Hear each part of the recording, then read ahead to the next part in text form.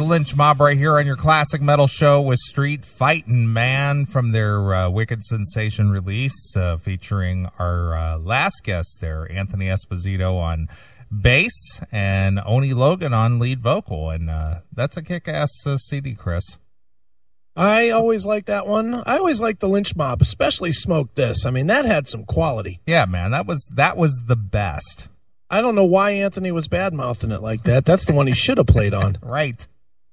I like the fact that he was just honest about that.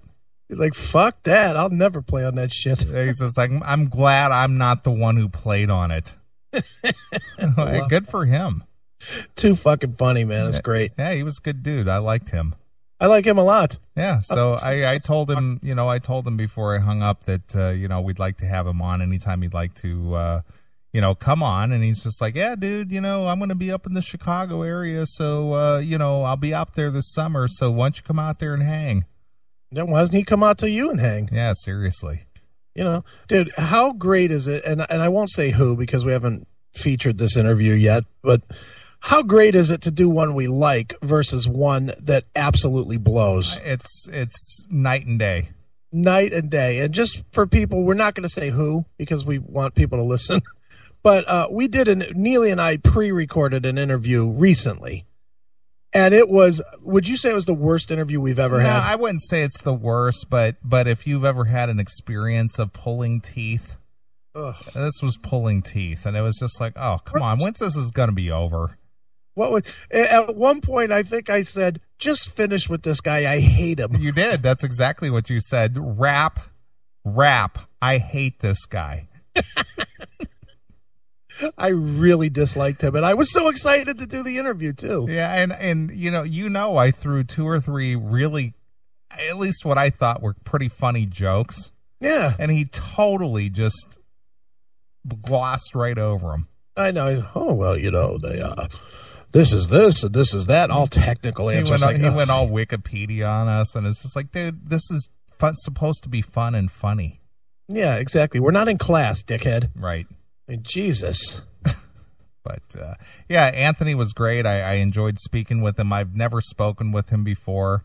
I know our good friends Red and Jerry has had him on the show before. Yeah. Sounded like he's a big fan of John Astronomy. Yeah, really. It sounds like he was a big fan of Ace. They were the A team and we were the B team. It's like, God damn, really? Yeah. Wow. Yeah, really? You just weren't cohesive. You didn't all hang out and you weren't like friends. It's like, no, dude, just do your job and just get on the bus. We're flying. Yeah. Too funny, man. Good stuff. I like Anthony. Good guy. For our good friend Jackal in the chat room, who's always a big Ace fan, there's a guy who works with Ace. Yeah. Doesn't have a good picture of him. Yeah. Didn't exactly paint the prettiest of pictures of Ace. Yeah. He's just like, you guys ride your little tour bus. Me and John Ace, we're flying. We'll see you at the gig an hour before. Yeah. You and that guy that's got his mouth on your dick can fucking fly by yourself. Right. Now go collect the money and go fold those T-shirts. That's right. I don't think that was like a really good picture, but regardless. Yeah, that was fun. Well, another guy who works for a megalomaniac is Frank Farrar, current drummer for the band Guns N' Roses. We're going to get him on the phone here in 2 minutes. So I thought maybe we'd play something from that awesome release. Hey, it's heavily praised according to Wikipedia. Right. Reviews were heavily positive, it says. Right, especially the people who hung out in front of Best Buy interviewing people who bought it. Yeah, exactly. And got a Dr. Pepper at the Target across the street. That's right. Remember when we did that stunt? Dude, that was one of the best ones ever. Yeah, we had Rebecca be the receptionist at operator at Best Buy and say answer the phone. Hello, Best Buy, may I help you? Let me direct your call. And then we had our store manager, Matt. Yeah, Matt. That was one of the only skits we've ever done. Yeah, with Matt. Yeah, and he was so good. Yeah, he was. He was just like talking like he was a store manager and chasing Mark and John out of the store for harassing the customers. It was so great. It was good. But I mean, honestly, have we done three bits like that in the 18 years of the show? No, but that was one that had to be done.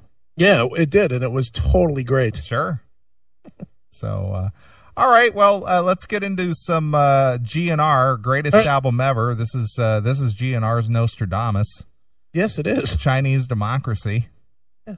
See, you hate it. I don't hate it. I didn't say I hated it. It was just, I feel that I put this record on the same plateau or the same level that I put the last Van Halen record.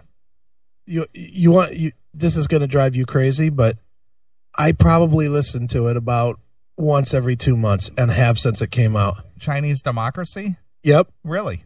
There's quite a few songs that I really like. Well, again, it's not one I don't hate it. It just doesn't, it's like there. It's just the songs that sort of hit with a lot of people I didn't like I hated Shackler's Revenge, and I really didn't like the song Chinese Democracy, and I really didn't like Riyadh and the Bedouins and stuff like that, the faster stuff, but the ballad type stuff and the piano stuff I really thought was some of Axl's better writing. Okay, well, again, I didn't think the last Van Halen record was horrible. Okay.